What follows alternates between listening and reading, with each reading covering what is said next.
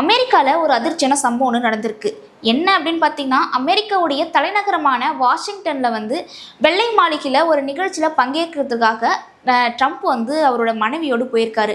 அங்கே ட்ரம்ப் அவர்களை தாக்குறதுக்காக ஒரு துப்பாக்கி சூடு நடத்தப்பட்டிருக்கு. அதனால அந்த வெள்ளை மாளிகையே ரொம்பவே பரபரப்பாக போயிட்டு இருந்திருக்கு.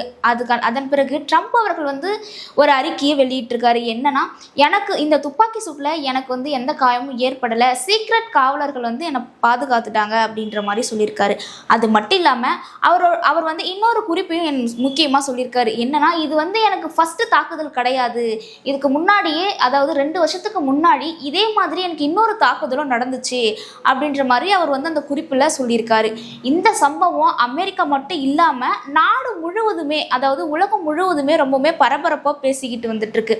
அது மட்டும் இல்லாமல் நம்ம இந்தியாவுடைய பிரதமர் நரேந்திர மோடி அவர்களும் இந்த துப்பாக்கி சூடுக்கு கண்டனம் தெரிவிச்சிருக்காரு. இதை பற்றி நீங்கள் என்ன நினைக்கிறீங்கன்னு சொல்லிட்டு கமெண்ட் பாக்ஸில் கமெண்ட் பண்ணுங்க.